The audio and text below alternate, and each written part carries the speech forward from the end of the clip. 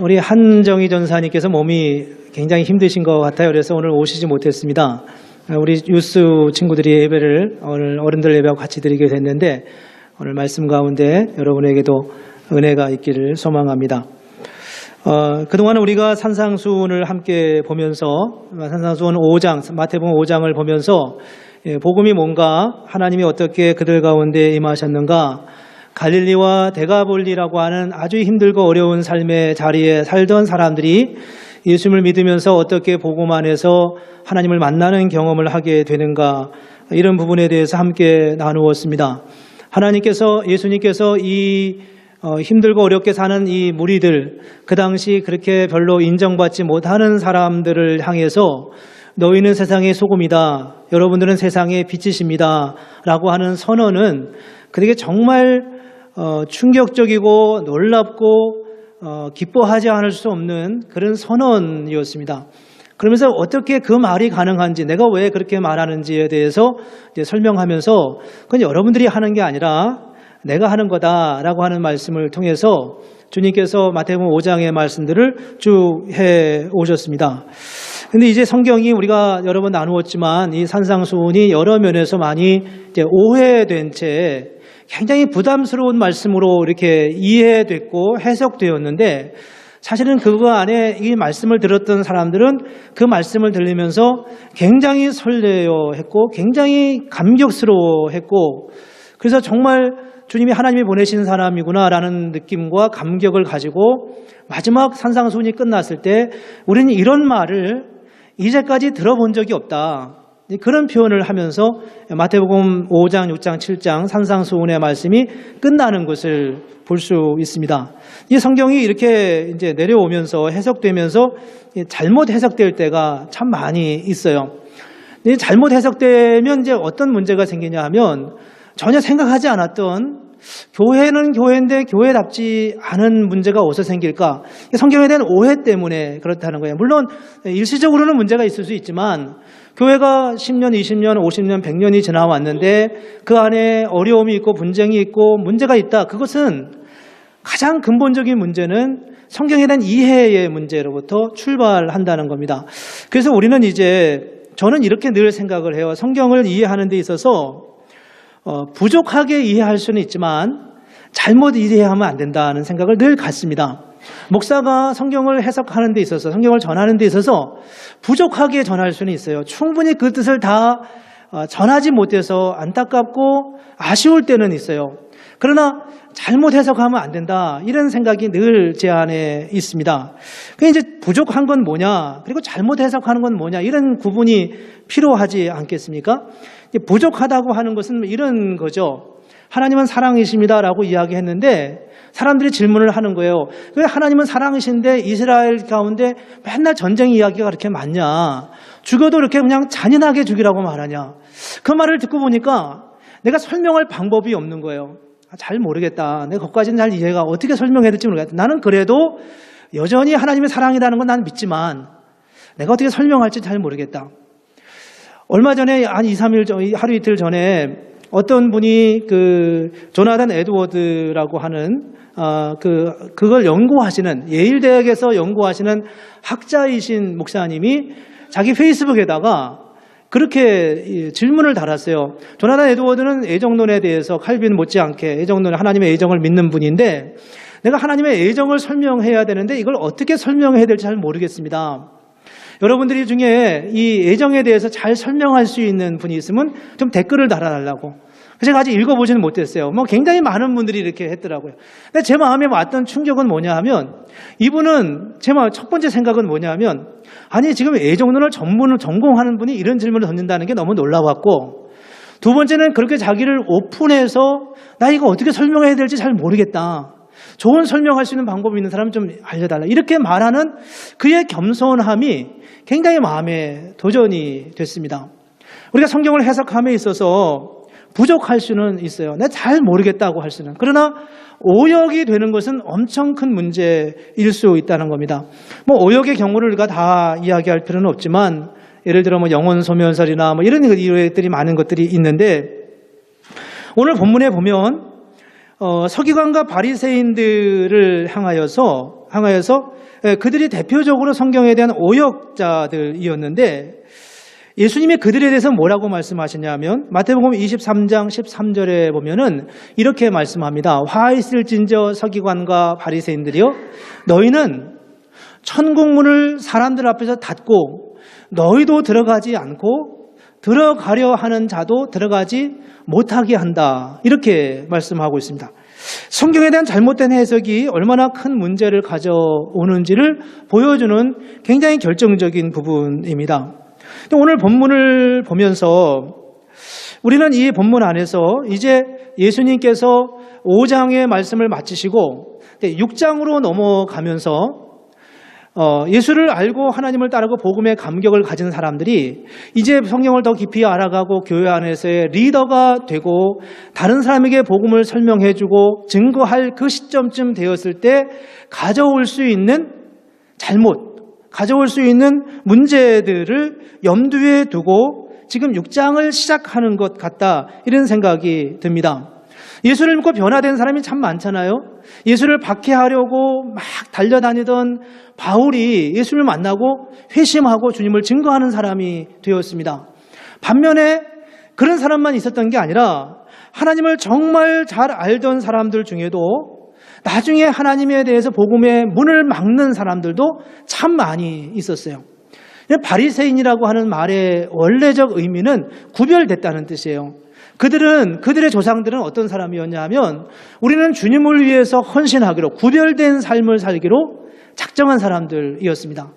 그런데 이들이 예수님 당시에는 예수를 믿는 사람들을 가로막는 굉장히 주님으로부터 굉장히 배척받는 사람이 됐어요. 사두개인이라는 말이 사두개인들 있잖아요. 사두개인들은 어떤 사람이냐면 그의 조상이 사독이라는 사람입니다. 사독이라는 사람은 다윗 시대의 제사장 계열의 가장 우두머리 제사장이었어요. 굉장히 다윗의 그 신앙적 열정을 함께 지원하면서 그 사역을 엄청 잘 감당하던 사람이 사독이었고 그 사독 계열의 사독의 후손으로 그 제사장 일을 잘 감당해 왔던 사람들이 바로 사두개인들이었습니다. 근데 이 사람들이 예수님을 당시에는 굉장히 기득권자가 돼서 예루살렘 성전에서 제사장 일은 다 그 사람들이 독차지했고 그 사람은 친로마 경향을 가져가지고 로마인들과 결탁해서 자기들이 마치 종교적 신앙적 일을 종교적 기득권을 유지하는 것처럼 그렇게 행해 왔던 것을 보여주고 있습니다. 오늘 본문에 보면 왜 우리의 믿음이 왜곡될 수 있는가에 대한 질문을 우리에게 던져주고 있습니다. 주님을 알아가요. 여러분 다 주님을 알잖아요. 어떤 식으로든 예수를 믿어야 구원을 받고 예수 그리스도의 십자가의 은혜로 구원을 받는다는 사실을 알게 되는데 근데 어디서부터인가 우리의 믿음이 이제 왜곡되기 시작하는데 그 첫 번째 왜곡되는 현상이 무엇 때문이냐 하면 의에 대한 잘못된 이해 때문이라고 오늘 1절에서 말씀하고 있습니다. 1절을 한번 같이 읽어볼까요? 1절. 예. 제가 읽어드리겠습니다. 사람에게 보이려고 그들 앞에서 너희 의를 행하지 않도록 주의하라. 그리하지 아니하면 하늘에 계신 너희 아버지께 상을 받지 못하느니라. 네. 저기 이제 이런 말씀이 있어요. 사람에게 보이려고 그들 앞에서 너희 의를 행하지 않도록 주의하라라고 말씀합니다. 너희 의를 행하지 않도록. 나는 의에 대한 관심이 없어. 이렇게 말하는 사람도 있을지 몰라요. 그러나 우리는 다 모든 사람들은 다 의로움에 대한 관심이 어떤 형태로든 다 있습니다. 내가 인정받고 싶은 거죠. 그 사람은 그 일을 잘 해. 이렇게 인정받고 싶은 마음이 우리는 다 있는 거예요. 우리가 무슨 일인가 했을 때 남에게 보이려고 그 일을 하는 것은 아니더라도 내가 일을 했을 때 참 잘했네요. 이렇게 말해줄 수 있으면 참 기쁜 거잖아요. 오늘 찬양을 하면서 특성을 하면서 하나님 앞에 하나님께 영광을 돌리기 위해서 했어요. 그렇지만 사람들 나 오늘 찬양에 너무 은혜를 받았어. 내가 음악은 잘 이해하지 못해도 오늘 찬양 정말 좋았어. 이렇게 말해주면 그게 우리의 격려가 되잖아요. 그래서 우리는 그런 모든 것들이 다 의로움의 범주 안에 있다고 볼 때 오늘 예수님께서 이렇게 말씀하는 거예요. 사람에게 보이려고 그들 앞에서 너희 의를 행하지 않도록 주의하라라고 말씀하고 있습니다. 성경에 보면 이런 말이 있습니다. 이신칭의라는 표현이 있어요. 이신칭의는 뭐냐 하면 믿음으로 말미암아 의롭다 칭하여졌다 그런 말입니다. 오늘 중고등부 학생들이 있는데 칭하다는 말이 좀 어렵지만 믿음으로 인하여서 의롭다고 불려졌다는 겁니다. 그 말은 실제로는 우리가 의롭다는 거 아니에요. 실제로는 우리가 의롭지 않다는 거예요. 우리는 여전히 아직도 의롭지 않은 삶을 살아가고 있어요. 그런데 주님께서 우리를 위하여 십자가에 죽으셔서 우리를 대신에 우리의 빚을 갚아주심으로 인하여 우리를 의롭다고 인쳐주시는 거예요. 인정해 주시는 거예요. 그러면 우리 안에 우리가 잘못한 일이 있어요. 내가 교회 오기 전에 잘못했어요. 내 부부간에 싸웠고 부모님에게 잘못했고 이런 일이 있어요. 그런 일 때문에 내가 양심의 가책을 느껴요. 주님 앞에 나와서 죄송한 마음이 있어요. 그럼에도 불구하고 우리는 의로운 사람이라고 칭함받을 수 있는 자격이 주어지나요? 안 주어지나요? 그럼에도 불구하고 우리에게는 의롭다고 칭함을 받을 수 있는 자격이 주어진다는 거예요. 이게 굉장히 중요한 메시지입니다. 사람들은 이렇게 말해요. 교회 나가면 무조건 의롭대. 자기들은 의인이래. 그래서 의롭다고 하니까 저 사람이 저렇게 살아. 이렇게 말합니다.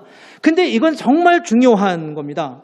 왜냐하면 우리의 오해가 어디서부터 오냐 하면 이런 오해입니다. 우리는 예수님이 우리의 죄를 용서하셔서 우리를 의롭게 되었다고 믿는 것이 우리로 하여금 어떤 더 경건한 삶을 살아갈 수 없게 한다고 생각해요. 무슨 말인지 이해하시나요?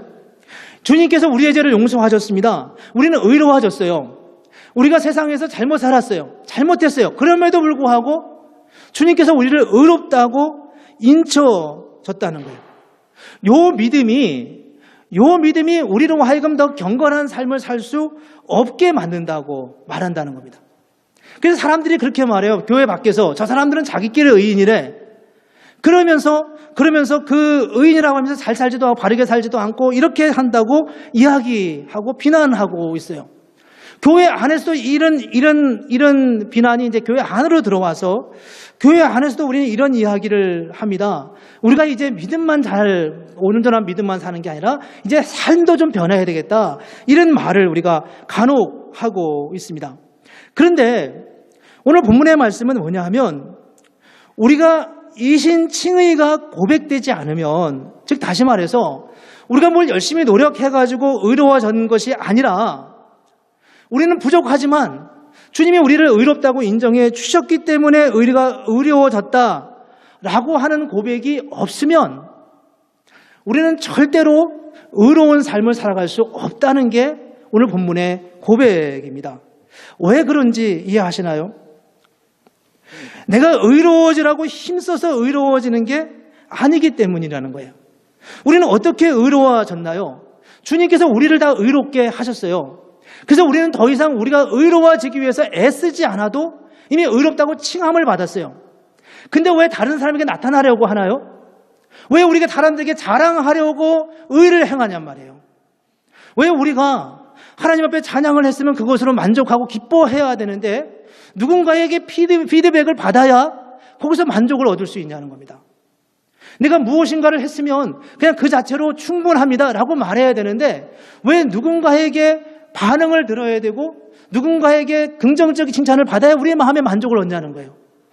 그 기저에는 무엇이 있냐 하면 그 기저에는 바로 하나님으로부터 우리가 인정받는다고 하는 믿음의 고백이 없기 때문에 끊임없이 사람들의 칭찬을 간구하고 사람들도 잘 보이려고 하는 마음이 우리 마음속에 있다는 거예요. 이런 잘못된 우리의 마음의 동기가 하나님으로 하여금 하나님이 원래 의도하시는 삶의 자리에서 우리로 하여금 그 삶을 살아갈 수 없게 만든다는 겁니다. 이 논리는 어떻게 생각하면 참 굉장히 복잡할 수도 있지만 굉장히 심플한 거예요. 우린 다 인정받은 사람들이에요. 우린 다 이미 하나님이 우리를 인정하셨어요. 이게 얼마나 중요한 것인지 모른다는 겁니다. 이게 바로 이신칭의예요. 오늘 본문에 사람에게 보이려고 그들 앞에서 너희 의를 행하지 않도록 주의하라라고 말했습니다. 이건 우리가 도덕적인 겉면이 아니라 이 이면에는 이미 내가 다 너를 인정했어. 너 그만하면 돼. 물론 변화돼야지. 그러나 이미 인정을 받고 삶이 출발하는 것이 바로 주님께서 우리에게 주시는 하나님의 메시지라고 하는 것입니다.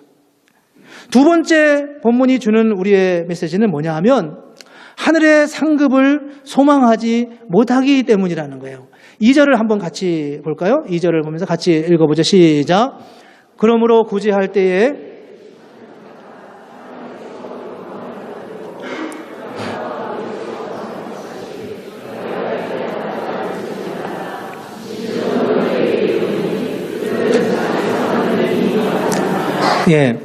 첫 번째 우리의 삶이 변화되지 않는 이유는 우리의 의로움에 대한 잘못된 이해 때문이라고 말했어요. 우리가 주님의 은혜로 인하여 우리는 이미 의로워지는 사람입니다. 근데 의로움에 대한 확신이 없으면 끊임없이 우리가 의로워지려고 해요. 인정받음에 대한 확신이 없으면 끊임없이 인정받으려고 하는 욕구에서 벗어날 수가 없는 거예요.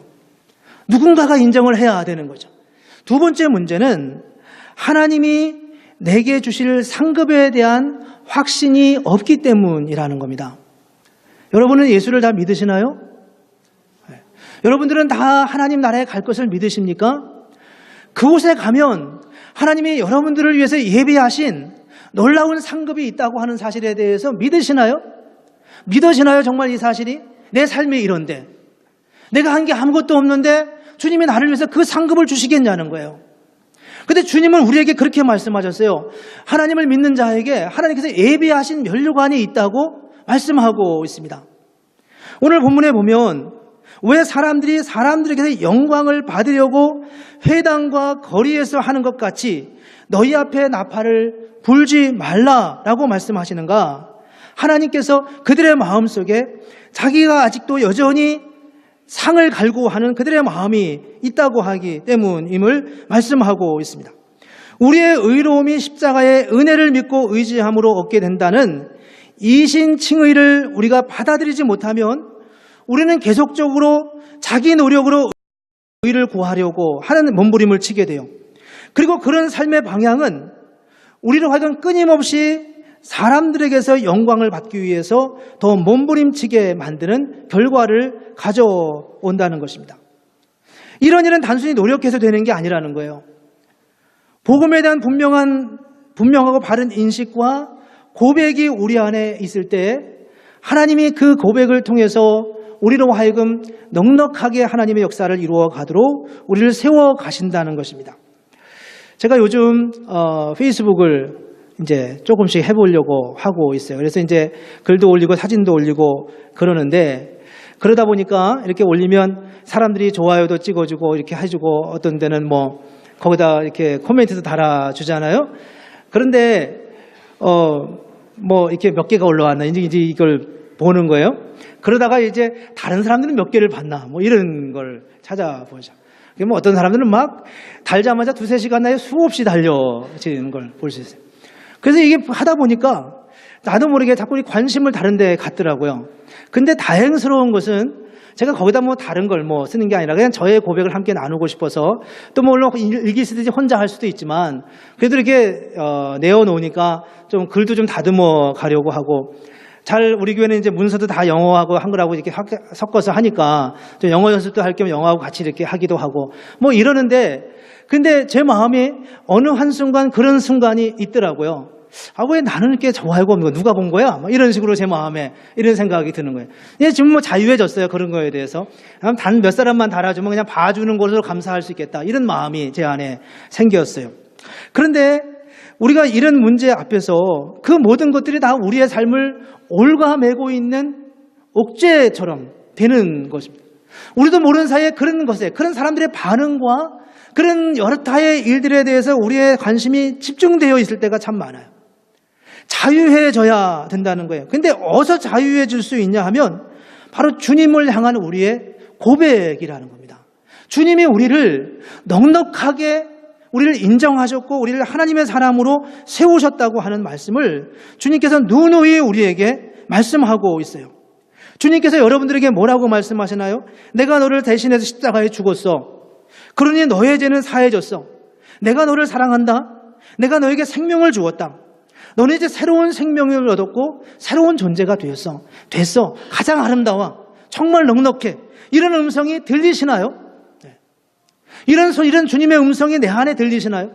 다른 여타의 것들이 그렇게 중요하게 여기지 않을 만큼 주님의 음성이 강하게 우리의 귓전을 때리면서 주님의 음성이 들릴 때 우리는 정말 이 안에서 춤추며 살아가는 그런 하나님의 사람으로서의 삶을 살아갈 수 있게 된다는 겁니다. 히브리서 11장 6절에 보면 이렇게 말씀합니다. 믿음이 없이는 하나님을 기쁘시게 하지 못하나니 하나님께 나아가는 자는 반드시 그가 계신 것과 또한 그가 자기를 찾는 자들에게 상 주시는 이심을 믿어야 할지니라. 저 말의 의미가 뭐예요? 주님께 달려가면 주님, 나 주님이 필요해요. 주님의 은혜를 소망하면 주께서 그 자체만 보시고도 우리에게 상을 주신다는 겁니다. 이게 얼마나 소중한 고백입니까? 우리는 상을 얻기에 힘쓰는 자가 아니라 상을 얻은 자이기 때문에 그 안에서 하나님의 은혜 안에서 헤엄치며 수영하며 찬양하며 믿음으로 살아가는 것이 바로 믿음의 역사라고 말씀하고 있습니다. 그렇다면 어떻게 우리가 구체적으로 의로워질 수 있을까요? 3절과 4절에 이렇게 말씀합니다. 이 말씀은 여러분이 좀 같이 다시 눈여겨보면서 읽으시면 좋겠습니다. 같이 읽어볼까요? 시작. 너는 구제할 때에 오른손이 하는 것을 왼손이 모르게 하여 내 구제함을 은밀하게 하라. 은밀한 중에 보시는 너희 아버지께서 갚으시리라. 저 말씀을 보면서 우리가 전에 고백했던 질문했던 동일한 질문을 던지게 됩니다. 오른손이 하는 것을 왼손이 모르게 하여 내 구제함을 은밀하게 하라. 저게 가능하다고 생각하시나요? 오른손이 하는 것을 왼손이 모르게 하라. 우리 저 본문을 공부할 때마다 항상 그런 질문을 던집니다. 주님께서 이렇게 명령하신 것은 어떤 의미인가? 정말 오른손이 하는 일을 왼손이 모르게 할 수 있는가 하는 것입니다. 저거는 아마도 대부분은 강조형일 거다. 그 정도로 다른 사람을 의식하지 말고 그냥 그 일 열심히 해. 이런 의미로 이해를 합니다. 근데 저는 저 말씀을 보면서 저건 있는 그대로 사실이겠다는 생각이 들었어요. 왜 그러냐 하면 저건 주님께서 그냥 하신 말이 아니잖아요. 우리는 주님의 말씀을 다 강조형이라고 생각해요. 더 열심히 살아 이런 의미라고 생각하는데 제가 저 말씀을 보면서 이해하게 된 말씀의 배경은 마태복음 25장에 있는 말씀입니다. 마태복음 25장 31절에 마태복음 25장에는 세 가지 비유가 나와 있는데 그 비유 중에 마지막 비유는 뭐냐 하면 양과 염소를 심판하는 비유예요. 마지막 시대에 예수님께서 이제 보좌 위에 앉으셔서 양과 염소를 심판을 하십니다. 양측에 있는 양과 같은 무리가 있고 염소와 같은 무리가 있는데 그 무리를 양쪽에 모아놓고 하나님께서 임금이 이렇게 그들을 심판합니다. 먼저 양들을 보면서 이렇게 말씀하는 거예요. 35절부터 보면 이렇게 말합니다. 내가 줄일 때에 너희가 먹을 것을 주었고 목마를 때 마시게 하였고 나그네 되었을 때 영접하였고 헐벗었을 때 옷을 입혔고 병들었을 때 돌아보았고 옥에 갇혔을 때 와서 보았다. 이렇게 칭찬을 합니다. 그러자 준비한 구절 그 다음 구절에 37절에 보면은 그들이 뭐라고 대답을 하냐 하면 이렇게 의인들이 나와서 대답합니다. 주여 우리가 어느 때에 주께서 줄이신 것을 보고 음식을 대접하였으며 목마르신 것을 보고 마시게 하였나이까? 어느 때에 나그네 되신 것을 보고 영접하였으며 헐벗으신 것을 보고 옷 입혔나이까? 라고 말합니다. 저 말의 의미를 아시죠? 의인들은 양편에 있었던 사람들은 누군가를 열심히 도왔어요. 근데 예수님께서 그들에게 그렇게 말하는 겁니다. 내가 굶주릴 때 내가 먹을 것을 주었고 내가 헐벗었을 때 내가 옷을 입혔다고 말합니다. 그러자 그 말을 들었던 양쪽에 있었던 양편에 있었던 사람들이 우리가 언제 주님을 위해서 그런 일을 했습니까? 우리가 언제 주님을 위해서 그런 섬김을 했었습니까? 이렇게 질문하고 있어요. 그 질문의 의미가 뭐예요? 그들은 그런 생각을 아무것도 한 적이 없이 그 일을 한 것이었어요. 그야말로 오른손이 하는 것을 왼손이 모르게 한 거예요. 나는 한 번도 그렇게 의식해 본 적이 없어요. 내가 지금 선한 일을 한다는 생각도 해본 적이 없었어요. 그것이 바로 나의 삶의 자리였고 그것이 바로 내가 고백한 내 믿음의 고백의 표현이었기 때문이라는 거죠. 이 뒤에 부분도 염소편에 있는 분의 상황을 굳이 설명하지 않겠지만 이 두 부류의 사람의 차이가 무엇에 있습니까? 오른편에 있는 사람은 자신이 한 일을 의식하지 못했어요. 그들은 오른손이 하는 일을 왼손이 모르게 했었을 뿐만 아니라 그들의 의식 속에서 그것을 심지어는 주를 위한 일이라고도 생각하지 않았어요. 왜냐하면 이미 받은 바가 있었기 때문에요. 내가 그렇게 하는 것이 마땅한 것이기 때문에 그렇게 한다고 생각하고 있습니다. 우리는 양편에 있는 사람입니까? 염소편에 있는 사람입니까? 본문을 보면서 저는 어떻게 이 말씀을 적용할까에 대해서 생각해 봤습니다. 두 가지를 생각했습니다. 첫 번째는 하나님으로 만족하라입니다. 처음에 우리가 인사했지만 하나님으로 만족하라. 하나님 안에서 만족하든 하나님으로 인하여 만족하든 그분으로 인하여 그분이 내게 다가오셔서 나를 인정해 주시고 나와 함께 하시고 너 됐어 이렇게 말씀하시는 주님의 음성, 이 이신칭의의 이 음성을 우리가 들어서 더 이상 사람들에게 칭찬을 듣기 위해서 내가 무엇인가를 하지 않아도 충분히 내 삶이 만족하기 위해서는 하나님으로 인하여 하나님 안에서 만족한 삶을 살아갈 수 있어야 한다는 것입니다. 이건 정말 중요한데 누가 나를 인정해 주지 않아도 내 하나님이 나를 인정하시고 그분이 나와 함께 하시고 나를 지지해 주신다는 사실을 믿고 사는 것만큼 위대한 사람이 또 있다고 생각하십니까? 그런 사람은 두려울 것이 없는 사람이에요. 그런 사람은 무엇이든지 할 수 있는 사람이에요. 그런 사람은 어떤 고난이 와도 능히 이길 수 있는 사람들이라는 겁니다. 그런 믿음과 흔히 말하는 그런 멘탈을 가진 사람은 어떤 상황에서 절대 실패하지 않는다는 겁니다. 하나님의 음성이 들리시나요? 내가 있어. 내가 너를 지지하고 있어. 그러니까 실망하지 마. 내가 너를 위하여 내 아들을 내어놨어. 이 기본적이고 이 원론적인 주님의 선포와 이 말씀 앞에서 우리가 매일 어떻게 고백하느냐 하는 것입니다. 너무나 소중한 말씀이에요. 이 말씀을 보면서 이 말씀 앞에 우리가 어떻게 응답하는지. 주님, 저는 주님 한 분만으로 정말 만족합니다. 주님이면 충분합니다. 라고 고백할 수 있기를 원합니다. 두 번째 한 가지 더불어 우리가 이렇게 또 말씀한다면 하나님의 말씀을 깊이 묵상할 수 있으면 좋겠습니다. 성경을 읽는 데 있어서 오늘 본문에 있는 서기관과 바리새인들을 염두에 두고 오늘 본문을 보았는데 서기관과 바리새인들은 주님의 말씀으로부터 이탈되었잖아요. 성경은 절대로 성경 밖에서는 이해되지 않는 말씀입니다. 우리가 아무리 성경을 많이 읽어도 그 말씀이 성경 밖에 우리가 머물러 있는 한은 그 말씀이 무엇을 의미하는지 이해할 수가 없어요. 그 말씀 안에 들어가야 돼요. 이 말 자체가 너무 애매한 말이지만 그럼에도 불구하고 우리는 그 말씀 안에 들어가서 그 말씀 안에서 주님과 호흡하고 주님의 음성을 듣고 주님과 교통하는 은혜가 있어야 그 음성이 우리에게 들려지게 된다는 것입니다. 제가 어제 그저께 어느 가정에 신방을 갔어요. 신방에 가서 이제 말씀을 보면서 요한복음 2장에 있는 말씀을 함께 나누었습니다.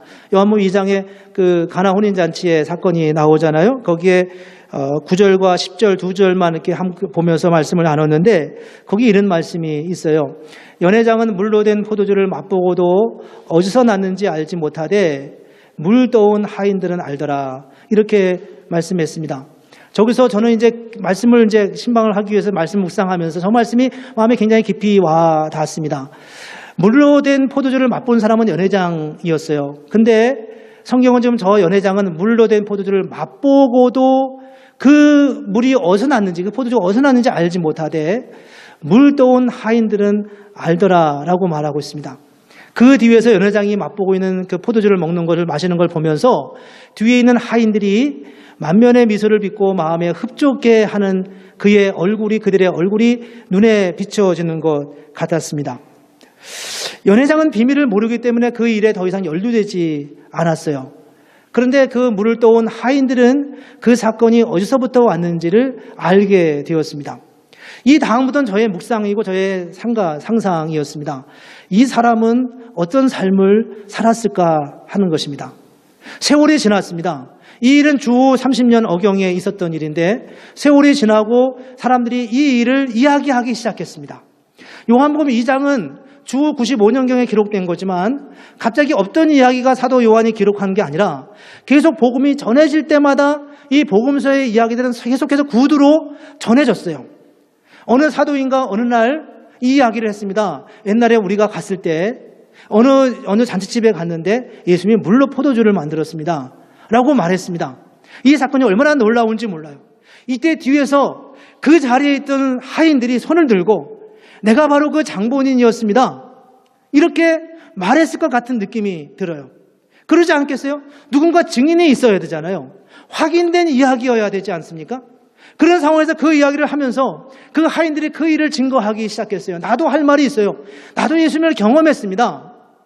내가 경험한 예수님, 나는 그때 그 사건 이후로 주님을 따라다니기 시작했고 나는 정말 놀라운 하나님의 역사를 맛보았습니다. 이 종의 삶이 어떻게 진행되었을까를 생각해 봤어요. 물론 이것은 미루어 짐작하는 것이지만 그런 초대교회의 더 이상 종으로서의 삶이 아니라 초대교회 안에 어마어마한 영향력을 갖는 그런 삶을 살아갔을 거라는 생각을 하게 되었어요. 말씀을 묵상하면서 저는 어느 순간 그 말씀이 가지고 있는 의미를 가지면 나도 모르게 내가 그 안에 들어가 있는 내 모습을 생각하게 되었습니다. 그래, 주님을 만난 사람이 과연 이런 것이구나. 내 신분은 비록 종일런지 몰라도 나는 여전히 신분은꾼일지 몰라도 연회장은 그 지역에서 그래도 알만한 사람이고 리더십을 가지고 있고 그런 사람이었지만 그 사람은 거기서 끝났지만 노예로 종으로 살던 이 신분은꾼이었던 이 사람이 가지고 있었던 삶의 역사는 얼마나 놀랍고 큰 것이었을까라는 생각을 하게 됐습니다. 주님을 만나는 것이 무엇을 의미하는 것일까? 주님과 교통하는 것이 무엇을 의미하는 것일까? 주님의 말씀을 내가 그 말씀 안에 들어가서 주님을 만나는 것이 무엇을 의미하는 것일까? 우리가 창세기 1장부터 요한계시록 22장까지 다 외워도 아무런 쓸데가 없지만 단 한 말씀 한 구절이 내 마음을 두드리고 나의 삶을 움직일 때 내 인생 전체가 바뀌어져 가는 놀라운 역사를 갖게 된다는 겁니다. 사람에게 보이려고 너희의 의를 행하려고 하지 말라.